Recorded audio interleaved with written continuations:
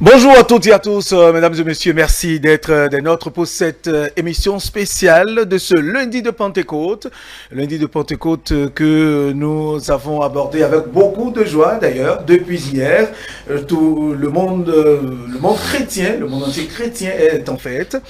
Nous allons donc au cours de cette émission parler de cette fête de Pentecôte, la Pentecôte qui est donc perçue, qui est dans la conception chrétienne, perçue comme la descente de l'Esprit Saint sur les disciples, sur les apôtres par des langues de feu. C'est de là qu'est partie l'illumination pour la restitution du mystère qu'a été le passage de Jésus, le Christ sur cette terre. Cette fête est donc commémorée 50 jours après Pâques. Quelle portée a donc cette fête par le passé?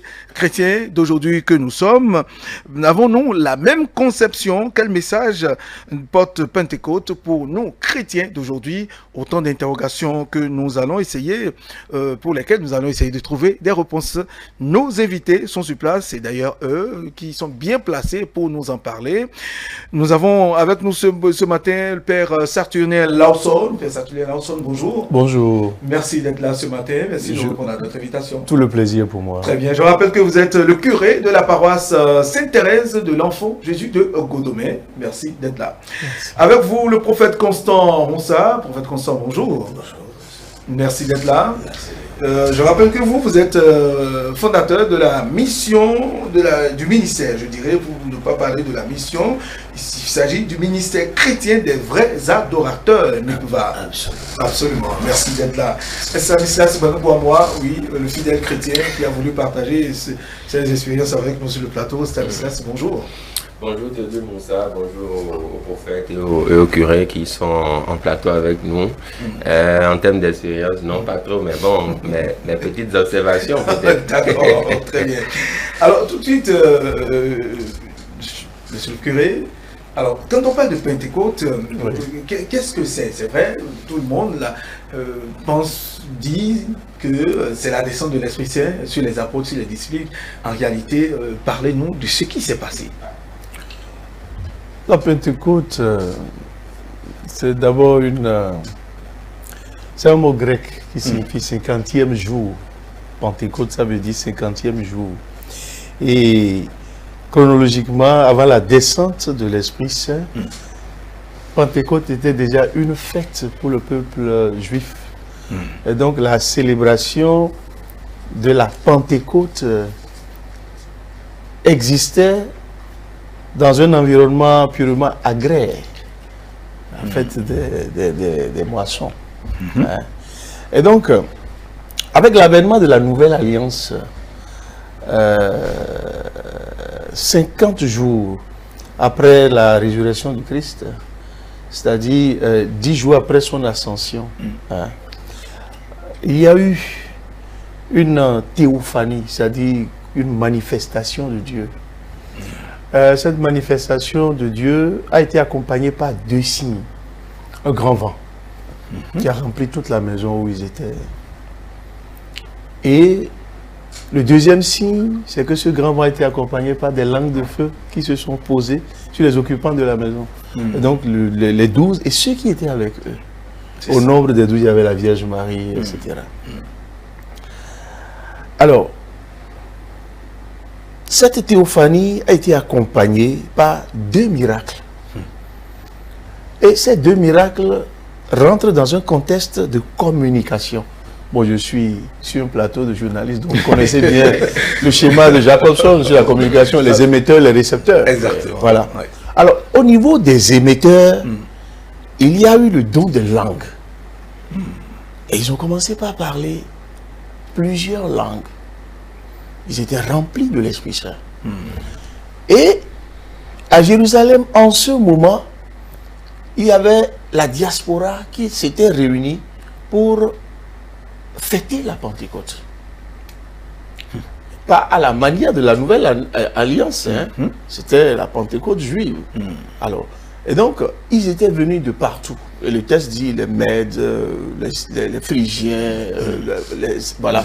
Donc, c'est-à-dire le monde de la koiné, c'est-à-dire la koiné, c'est tout le bassin méditerranéen qui a la langue grecque en partage, plus d'autres pays. Et donc, ils se sont rassemblés et chacun les entendait dans sa langue. Ceci va avoir plusieurs implications, beaucoup d'implications. Et aujourd'hui, ces implications d'il y a longtemps vont devenir pour nous aujourd'hui, dans l'église, je dis l'église parce qu'il y a plusieurs choses, mais dans la grande église, un défi pour notre société. Parce que si nous voulons devenir sel et lumière, on va devoir relever ce défi qui découle de l'implication de ce qui s'était passé. Parce que le miracle a eu lieu dans un contexte communicationnel. Très bien. Or, nous savons que la communication unit.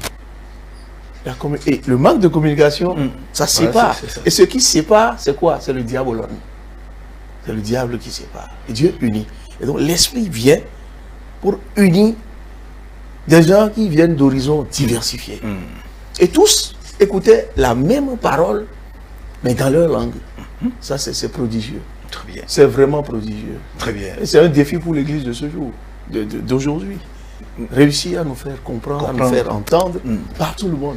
C'est un véritable défi. On va en parler, ce défi, sinon ces défis, ces implications. Pasteur, sinon prophète, ça, oui. Voilà ici planter le décor de ce que c'est que la Pentecôte aujourd'hui. Et dans le temps, la célébration était vue comment? Je suis toujours dans le passé. Très bien. Je dois reculer encore dans l'histoire. Vous voyez, quand vous voyez la fête un peu avant que les pharisiens, parce que quand le Père a dit tout à l'heure que c'est une faute qui avait un caractère agréable, parce que c'était la fête des moissons. Et cela reste le demeure en milieu judaïque jusqu'à aujourd'hui. Et lorsque, mais avant ça, bien avant, quand vous remontez un peu plus dans l'histoire, vous noterez que on a célébré la descente de la loi, la loi, lorsque Moïse a ramené la loi.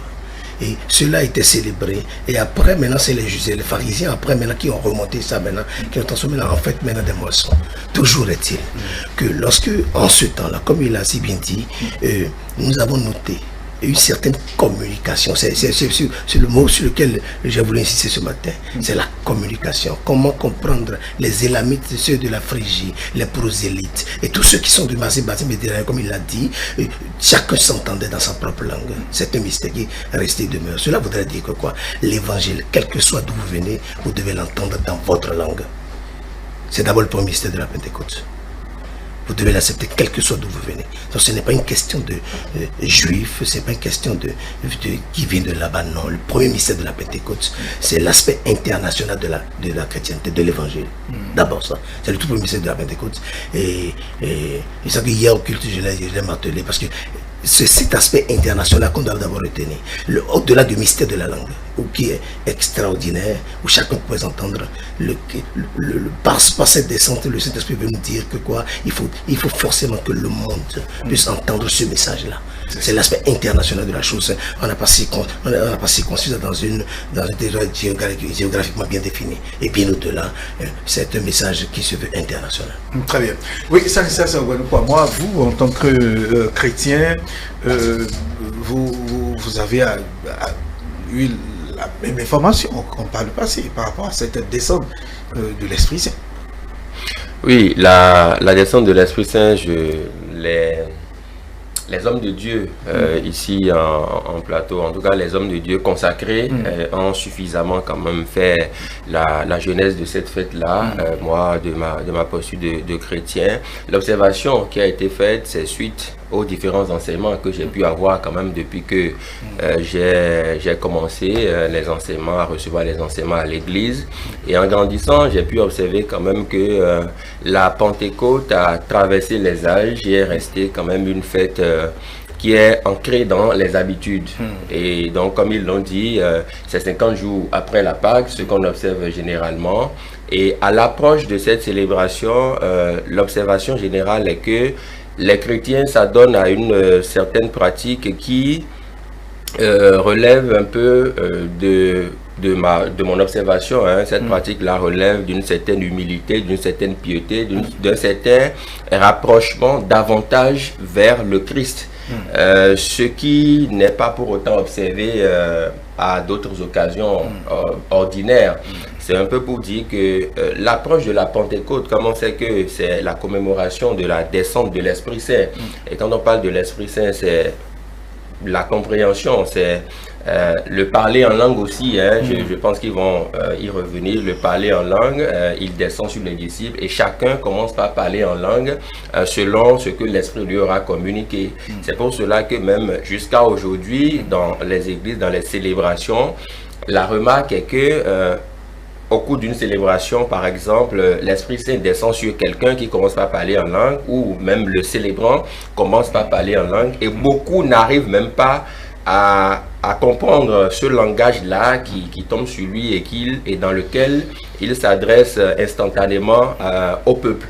Parce que si vous n'êtes pas dans la prédisposition d'esprit, dans la même prédisposition d'esprit que celui qui parle en langue, vous ne pouvez pas comprendre ce qu'il est en train de dire. Et la Pentecôte, au-delà, dans l'observance, ce que je commençais par évoquer, c'est que la piété remarquée, le rapprochement vers le Christ, qui est souvent observé dans cette période de préparation, je dirais même dans cette période post-pascale jusqu'à la Pentecôte, n'est pas forcément la même chose observée après la Pentecôte. L'illustration est qu'aujourd'hui, par exemple, lundi de Pentecôte, vous verrez, il y a des gens qui abordent les plages, qui sont dans des pique-niques, dans des diverses célébrations, ce qui n'est pas mauvais en soi, mais est-ce que on n'est pas en train, déjà au lendemain de la Pentecôte, de galvauder quelque peu l'esprit ou l'idéologie de l'Esprit Saint qui est tombé sur nous la veille? Est-ce qu'on n'est pas en train de se départir de ça? Donc ce sont des questions auxquelles les hommes de Dieu consacrés pourront répondre. Mais donc l'observation du chrétien, puisque vous m'avez fait cette question, l'observation du chrétien, c'est que il y a un rapprochement, qu'on le veuille ou pas, il y a une piété, il y a une forte expression de foi qu'on observe de la part de tous les chrétiens, hein, de tous bords, qu'on soit catholique, évangélique, pentecôtiste. Il y a un certain rapprochement. On sent qu'il y a plus d'accrochage à Dieu en cette période, mais dès que la période passe, il semble qu'il y a un relâchement qui s'observe et les hommes de Dieu devront davantage travailler à ce que cela ne ce sont là nos interrogations d'ailleurs, et on va y trouver des solutions. Prophète Onsa Constant, dites-nous, nous remontons dans l'histoire, est-ce qu'on peut parler aujourd'hui de Pentecôte sans parler d'ascension?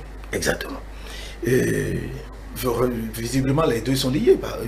Oui, je dirais, il dit, je pars, je vous laisse pas orphelin.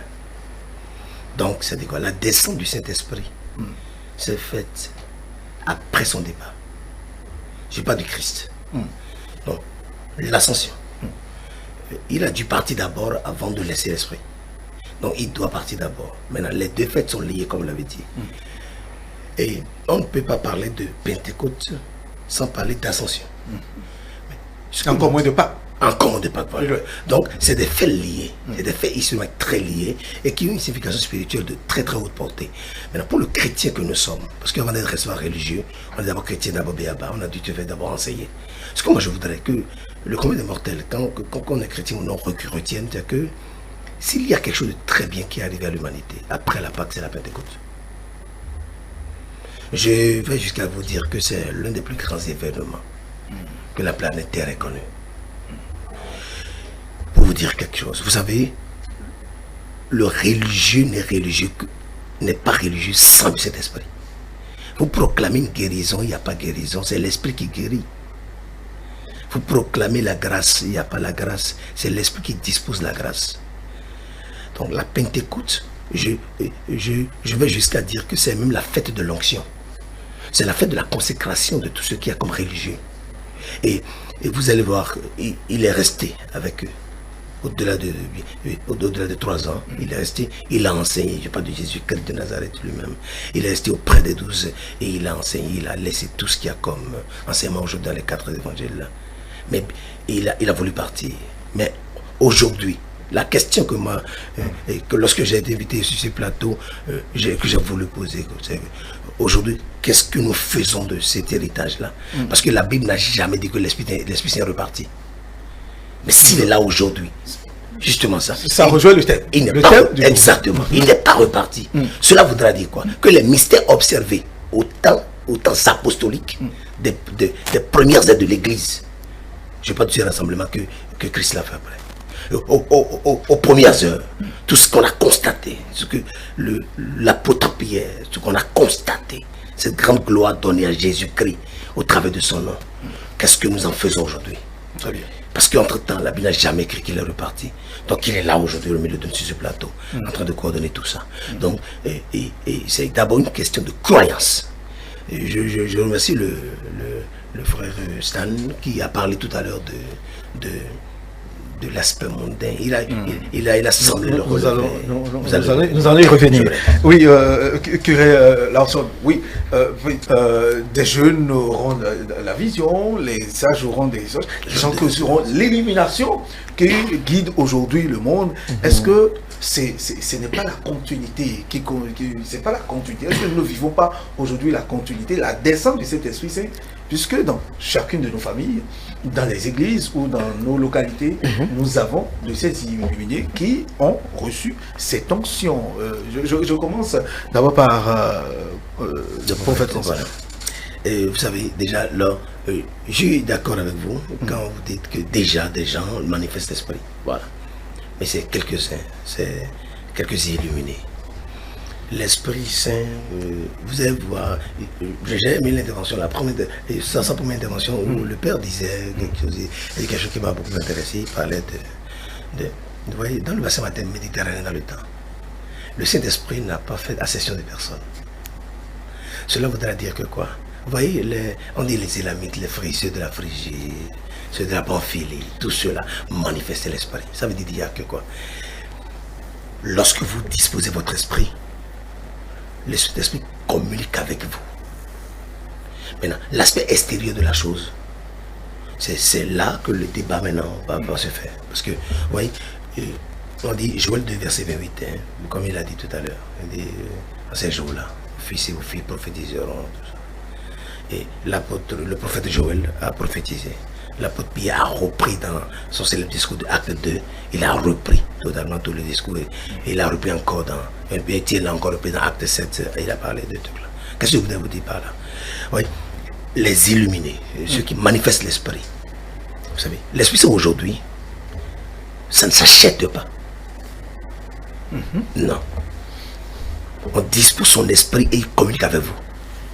Parce que le milieu chrétien aujourd'hui va jusqu'à penser que quelque chose peut donner le Saint-Esprit. Rien ne donne le Saint-Esprit. Vous disposez et vous communiquez avec lui, vous devenez quelqu'un de particulier. Oui. Mais comment communiquer, comment y arriver? Merci. Cette communication, vous êtes qui? Vous avez quelle disposition pour communiquer, pour recevoir cette onction dont vous parlez? Merci beaucoup.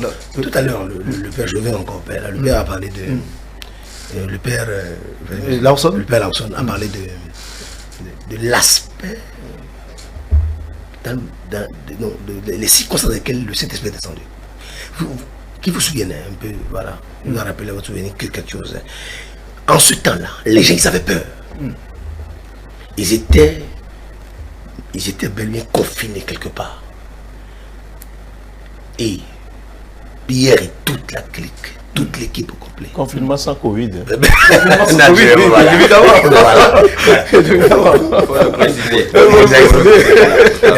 Comme il a dit, voyez la fête des semaines. Voyez, la fête des semaines, si vous comptez bien, dans le calendrier grégorien, vous voyez, ça fait 7 semaines, ça fait 50 jours. Voilà. Vous voyez, pendant cette période-là, les gens, ils se sont retirés. Ils ont prié, ils ont jeûné. Je vous dis. Là, nous revenons toujours dans la réalité de notre comportement. Parce que les chrétiens d'aujourd'hui, le chrétien d'aujourd'hui, oui. D'abord, la première chose, les gens veulent vivre le spirituel sans se retirer. On ne peut pas être dans le monde en même temps. La preuve, regardez bien, ce à quoi aujourd'hui la Pentecôte rime. Ça rime à une fête régionale qui est très connue chez nous. Vous comprenez? Pratiquement tout le Bénin là-bas. Très bien. Voilà. Non, je ne vais pas. Mais là, ça vient aujourd'hui maintenant à des fêtes de groupe WhatsApp où on court même des trucs, on se réunit. La Pentecôte n'a rien de monnaie. C'est la fête religieuse par excellence. C'est la fête où on se remet en soi, on se dit, mais moi j'en suis où? Parce que l'Esprit est avec nous. Le Père, j'imagine, hier a prêché. Ou imagine l'homme de religieux hier qui ont prêché cet esprit. Oui. Et je me répète, il n'est pas reparti, il est avec nous. Mais qu'est-ce que nous faisons de lui? Il y a quelques-uns. Il y a quelques-uns qui le manifestent correctement et qui manifestent des dons devant tout le monde. Devant tout le monde. Maintenant, très bien. Lorsque vous avez cette grâce-là, comment rentrer dans cette grâce? C'est vous plus d'impatience pour d'accord.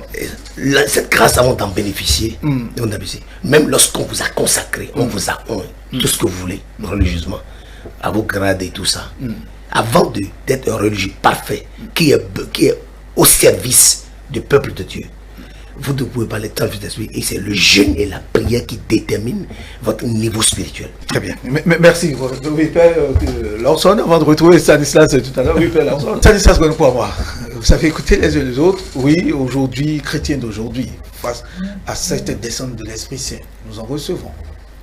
Oui, nous en recevons. Il y a un passage au niveau de Galates, je n'ai pas la précision en tête, voilà, Galates 3, où il y a une analogie entre les fruits de l'esprit, une comparaison des fruits de l'esprit et les fruits de la chair. Et quand on parle du fruit de l'esprit, s'il y a bonne souvenance, on parle du pardon, de l'amour. L'amour d'abord. L'amour d'abord, voilà, la joie et la patience, la patience. Et tout ce qui va avec. Alors, quand nous évoquons le message de la Pentecôte aujourd'hui, est-ce que ce fruit de l'esprit, parce que quand on parle de cet esprit, je pense, selon la compréhension première qu'on pourrait avoir, c'est l'Esprit Saint. Tout à fait. Donc, si l'Esprit Saint est là, est-ce que le fruit de l'Esprit Saint décliné à travers Galates 3 est visible et perceptible dans les comportements des chrétiens que nous sommes aujourd'hui? C'est une grosse interrogation.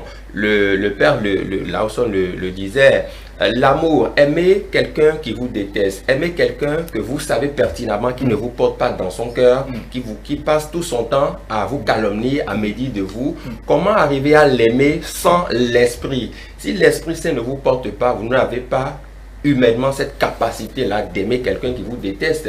Si l'Esprit Saint ne vous porte pas, vous n'avez pas cette capacité-là d'inviter quelqu'un que vous savez qui ne vous porte pas dans votre cœur à une table de repas, par exemple, à un festin. Parce que la chair ne supporte pas un certain nombre de choses. Mais l'Esprit qui habite en vous surpasse tout ce qui est chair, tout ce qui est humain, et vous donne la capacité spirituelle de voir les choses d'en haut, de ne pas considérer les choses de la terre. Ça, c'est la force du Saint-Esprit. Et donc, le fait que le Saint-Esprit habite en quelqu'un lui donne cette capacité-là transcendantale, si je puis ainsi m'exprimer. Et quand on parle du fruit de l'Esprit toujours, il faudrait que dans les usages, ce fruit-là puisse être véritablement remarqué dans tout ce que nous faisons au quotidien, pas qu'à l'approche de la Pentecôte, où nous remarquons le partage, l'agapé, les repas en famille, c'est très important, les repas en communauté, mais il faudrait qu'au-delà de la célébration de la Pentecôte, eh bien, qu'on remarque cet amour-là, cet élan envers les autres, cette générosité, le partage même. Et le partage, ce n'est pas que dans l'abondance. Ce n'est pas, par exemple, quand j'ai 100 000 francs à ma disposition, quelqu'un a besoin de 2 000, je lui donne et je pense que j'ai partagé. Le partage aussi, c'est dans le manque. Le partage, c'est quand j'ai 2 000 francs, quelqu'un a besoin de 1 000 francs, je coupe la poire en deux, je lui donne les 1 000 francs, je reste sur les 1 000 francs qui restent. Le partage aussi doit aller dans ce sens. Le partage, ce n'est pas que dans l'abondance, quand vous en disposez beaucoup, non. Quand j'ai un petit pain à manger et quelqu'un à côté de moi a faim, je divise le petit pain en deux, je lui remets la petite part et je reste sur ma faim. Ça vient du fond de cœur. Et vous remarquerez que dans les Saintes Écritures, à un autre passage dont je n'ai toujours pas la précision en tête, il y a lors d'une offrande à l'église, beaucoup de personnes, les riches, venaient avec le surplus de tout ce qu'ils avaient.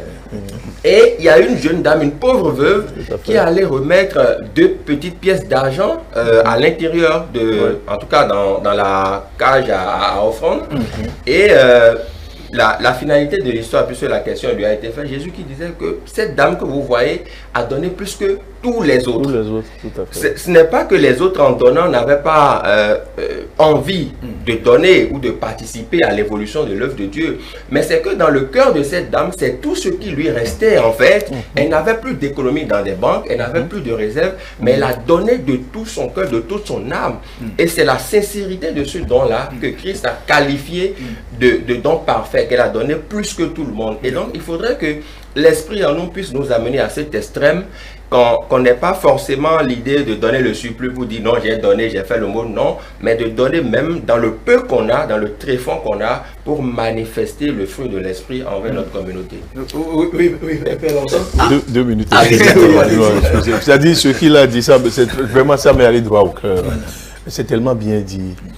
Le Christ dit le royaume des cieux sous violence, et c'est les violents qui l'emportent. C'est-à-dire, lorsque nous parlons de l'habitation de l'Esprit Saint en nous, ce n'est pas une donnée magique. Quand vous dites que l'Esprit nous aide, c'est vrai, ça c'est une prière. Mais il y a l'adhésion du libre arbitre. Et c'est ça, c'est là que la violence doit s'exercer.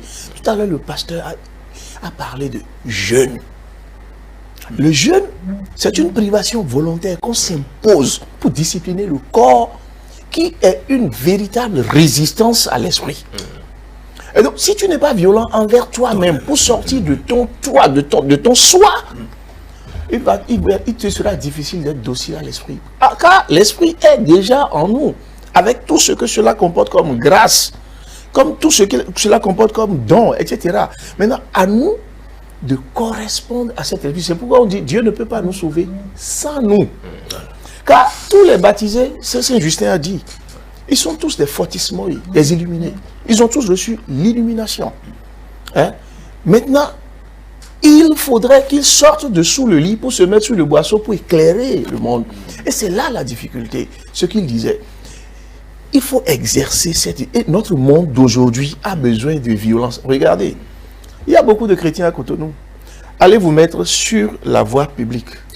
Combien de motocyclistes respectent les feux de signalisation? On a une autorité qui a dit un jour, notre pays est un pays de pagaille. Il ne croirait pas si bien dit. Toutes ces personnes vont dans des églises, dans des mosquées. Et ce que nous remarquons au niveau de la fête de Pentecôte, se remarque aussi au niveau de toutes les autres confessions religieuses. C'est-à-dire, à l'approche d'un événement fort, tout le monde est pieux. C'est ce que je disais dans mon premier propos. Exactement. Donc, c'est-à-dire, le défi de la violence de l'esprit sur le corps dépend de l'usage que nous faisons de notre libre arbitre. C'est fondamental. Que la volonté y participe. Sinon, on aura beau tout faire, mais les poulets ne tomberont jamais rôtis du ciel. Voilà. Mais si nous le faisons vraiment et que nous sommes en harmonie avec l'esprit, c'est donc que vous avez... Mais ça va venir naturellement. Voilà. Très bien. Oui, prophète, donc il faut l'onction, tout ce que vous aurez à faire, c'est l'assaise, faire assaise sur soi-même. Parce qu'on regarde ce qu'on voit aujourd'hui, comme fête Pentecôte tout à l'heure, Stanislas l'a dit. D'aucuns seront à la plage en train de vouloir fêter. Or, est-ce que l'Esprit Saint, c'est la descente de l'Esprit Saint, c'est de ça qu'il s'agit? Vous savez, le Père, j'ai suivi le Père avec intérêt. L'aspect amour, ou le partage, nous l'enseignons beaucoup souvent, très souvent, l'amour, aimez-vous, parce que c'est l'un des commandements. Mais au-delà de ça, le Père a dit quelque chose tout à l'heure, ce que je voudrais revenir. L'enseignement, nous avons de pain sur la planche. Nous devons enseigner. Enseigner par saisir toutes les occasions. Et le dire à tout moment. Parce que l'amour, la Pentecôte, nous célébrons la paix, nous célébrons le partage, nous célébrons l'amour, les fruits, conformément à tout ce qu'on nous enseigne dans Galates. Mais je voudrais vous dire quelque chose. Avant que le sacerdoce ne soit porté, Pierre a dû se disposer. Donc c'est l'aspect de libre arbitre est très important. Si vous ne vous disposez pas, vous avez beau être le plus grand de la terre. Là. Si vous ne voulez pas, s'il n'y a pas cette volonté, vous ne pouvez pas. Et déjà, ça commence d'abord le religieux lui-même, avant de descendre maintenant à ce qu'on enseigne d'abord. Parce que déjà, le premier modèle de la société, c'est d'abord le religieux. Voilà. Et d'abord là, il faudrait d'abord que là, il faudrait que l'on ne puisse pas comme trop pas dire d'abord là, avant maintenant d'enseigner les autres. Parce que le plus important aujourd'hui, on parlait, il a parlé de la presse tout à l'heure. Il a cité un auteur. Vous savez, tous les moyens de communication sont bons. Mais les ont des feux. On voit un peu tout ce que la société devient aujourd'hui, sur le plan social. Ces enfants, tout ce que la jeunesse devient. Ils apportent tout ça des communautés religieuses. Et donc vous avez une grande responsabilité, puisque le béninois est toujours porté vers tout ce qui est religieux. C'est-à-dire, à l'église, vous devez aller à l'église. Pas essence, le béninois est religieux. Il y a pas, moi je ne me rappelle pas d'avoir vu un seul béninois qui n'appartient à aucun groupe. C'est pas vrai. Non, c'est pas chez nous ça. Ici, on parle des athées, tout ça. C'est pas chez nous ça. Non. Le béninois est religieux par excellence. Il a dû appartenir à quelque chose d'abord. Forcément, ça c'est chez nous ça. Même le traditionnel. Non, il a dû appartenir à un groupe. Ça c'est clair. Et donc c'est là que se situe votre responsabilité en tant que religieux, parce que tout le monde va à l'église. Je voudrais revenir sur quelque chose là. Oui, très rapidement, parce que nous avons le temps. L'aspect extérieur de l'amour là, moi je me pose à ça. Je vous dis vrai. C'est-à-dire l'aspect extérieur de l'amour, je vous explique par exemple, je me mets par exemple tout de suite là vous remettre devant caméra mon téléphone là. Mieux vaut ne pas vous remettre ça, carrément. Vous comprenez un peu. C'est comme l'agapé à l'église par exemple. Vous voyez dans l'église là, vous savez pourquoi les groupes se forment, ils se reforment à l'église là. Il y a plein de groupes. Vous savez pourquoi? C'est parce qu'ils ne se fait pas en réalité rester ensemble. Vous savez pourquoi? Je vous explique pourquoi. Vous voyez, vous lancez un agapé par exemple là. Dans l'église, dans la même église, vous constatez que les poupous se réunissent, les dauphins, et tu sens que déjà, à l'intérieur de l'église, là, il y a des sous-groupes. Vous savez pourquoi? Parce qu'en fait, déjà, historiquement, ou depuis bien avant, il y a des petites histoires entre eux. Vous comprenez? Là, je parle de religieux, je suis religieux. D'accord. Et là, c'est déjà parti de la Pentecôte. Moi, je prie que le Saint-Esprit d'abord commence par sa propre église à balayer d'abord. Et pour que le baptiser, l'initier, cet illuminé, dont c'est de qui ça parlait, soit le modèle parfait. Et lorsque l'on évolue sur un modèle parfait, des gens vont chercher à vous ressembler forcément. Exactement. Et c'est là maintenant, vous allez voir que des transformations vont naître. On va dire que nous avons vécu une Pentecôte, nous avons une fusion de cet esprit qualitativement, et qui influe sur la société d'une manière quand même réelle, d'une manière quand même beaucoup plus... Très bien, oui, c'est ça. La Bible dit que l'esprit est disposé, mais la chair est faible. Et donc, l'un des défis auxquels faisait allusion le Père tout à l'heure, c'est que le chrétien doit toujours faire pression sur lui-même en participant par exemple au jeûne, à la privation, et ne même pas attendre les périodes de déclamation de jeûne à l'église ou dans sa congrégation, le carême. Forcément, on peut prendre des jours ordinaires comme étant des jours de jeûne, de privation, pour pouvoir élever son esprit, pour pouvoir prédisposer son esprit, de sorte justement à remplir les conditions du fruit de l'esprit. Ces fruits-là qui sont déclinés dans Galates 3, ceci est très important, parce que sert-il d'avoir un téléphone portable par exemple dont on ne se sert pas? Donc si l'esprit est en vous et que ces manifestations ne se révèlent pas au grand monde, ne se révèlent pas à votre communauté, qu'elle soit familiale, professionnelle ou amicale, c'est qu'il y a un petit problème qui se pose. Et donc les manifestations du Saint-Esprit doivent se révéler à travers la vie du chrétien, à travers tout ce qu'il est en train de faire au quotidien, chaque jour. C'est très important. Et pour révéler les manifestations du Saint-Esprit, il faudrait, pour chrétiens que nous sommes aujourd'hui par rapport à ce message qui fait objet de notre thématique, il faudrait que nous nous prédisposions déjà à ce que le Saint-Esprit puisse se manifester davantage. Et quand le Saint-Esprit se manifeste, on pourra quand même avoir la récompense au niveau de Dieu. C'est pour cela que quelque part, toujours dans les Saintes Écritures, on nous dira, n'attristez pas le Saint-Esprit. Parce que le Saint-Esprit en nous est là, disposé à ce que nous puissions quand même nous apprêter pour qu'il se manifeste. Mais il n'y a que nos péchés commis au quotidien. Tout ce qui appelle péché, réticence, nos blocages. Mais ça n'intervient pas sans notre libre arbitre. Oui, mais sans notre volonté. Si, c'est quand on veut. Tout à fait. Nos péchés viennent attrister le Saint-Esprit, viennent l'empêcher de se mouvoir, de de s'exploser afin que ces fruits soient visibles autour de nous. Donc, le fait de nous dire de ne pas attrister le Saint-Esprit, c'est déjà de nous éloigner du péché. Et qui sommes-nous en chair et en os pour s'éloigner du péché? Il n'y a que l'Esprit de Dieu qui puisse nous aider à le faire. Et donc, prédisposons-nous à l'Esprit Saint, à ce qu'il puisse quand même se mouvoir. C'est déjà passé par le jeûne, la prière surtout, la pénitence, le partage et tout ce qui va avec.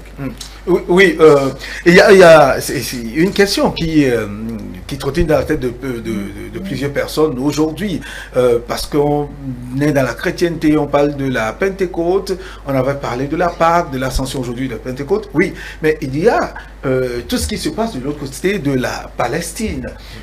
Ça interpelle plus d'un, parce que quand on parle de la Palestine, dans la croyance, c'est important. Père Lawson, dites-nous aujourd'hui, on ne peut pas parler de Pentecôte sans parler de la Palestine aujourd'hui, mais qu'est-ce qui se passe réellement et quelle implication ça peut avoir? Bon, on ne peut que regretter l'escalade de violence qui entache cette zone géographique de la planète, d'où nous vient la lumière, d'où nous vient la lumière, où aujourd'hui deux communautés s'affrontent pour des questions de terre. Est-ce qu'ils n'ont pas reçu l'Esprit Saint? Ils n'ont pas reçu l'Esprit Saint? Non, tout à l'heure, nous avons abordé tous ces sujets-là. Nous avons abordé ce sujet-là de long en large. L'Esprit est là. Mais l'acceptons-nous vraiment? Est-ce que l'Esprit est vraiment accepté? Et nous parlons d'Esprit Saint parce que nous sommes chrétiens. Mais celui qui est encore à l'école juive, est-ce qu'il a la pleine compréhension de l'Esprit de Jésus-Christ que ses congénères? Parce que n'oubliez pas, la naissance de l'Église a scellé l'inauguration de l'opposition entre la synagogue et l'Église. Et les Juifs ont persécuté les chrétiens. Regardez les actes des apôtres. Et partout les chrétiens passaient, partout Saint Paul passait, ils venaient, ils font des conspirations comme ils ont fait pour le Christ, etc. Bon, c'est pas tellement reluisant. Notre devoir en tant que chrétiens parlant d'amour, étant le premier fruit de l'Esprit Saint, c'est d'abord c'est d'intercéder pour qu'enfin il y ait la paix, mais une paix durable, que ce ne soit pas une paix humaine, mais une paix durable où les deux communautés acceptent de vivre ensemble sans s'ostraciser. Or, tous les instruments sont mis en branle pour sceller la division. Il faudrait que nous prions pour la conversion de l'homme. Nous avons besoin de conversion véritable pour pouvoir régler. Encore, nous allons faire le tour de table. Merci, à commencer par vous, Père Prophète Constant Moussa. En conclusion, le message de Pentecôte pour le chrétien d'aujourd'hui, qu'est-ce qu'il faut retenir? Nous allons sortir de ce plateau par ça. Vous n'avez pas de mots de fin, mais je voudrais juste parler un peu d'abord. Très rapidement, parce que nous sommes par le temps. Permettez-moi d'en parler. Je voudrais parler des charismes. Parce qu'on peut pas parler du Saint-Esprit, je vous dis vrai. Je peux pas quitter ce plateau sans parler des charismes. Aujourd'hui, là, on s'éloigne peu à peu des dons. On s'éloigne peu à peu de la manifestation. Là qu'on a parlé du libre arbitre, si on reconnaissons que nous éloignons de ça et qu'il faut se remettre. Exactement. Bon, vous voyez, aujourd'hui, à l'église on guérit, à l'église on fait des miracles, à l'église on prêche la parole, à l'église on délivre. Je voudrais, on ne peut pas parler de partie d'ici sans ça. Je voudrais que lorsque des gens se réunissent pour prier au nom de Jésus-Christ, que nous puissions savoir que l'Esprit Saint est disponible, est disposé. Je prends dans l'Église catholique le groupe le renouveau charismatique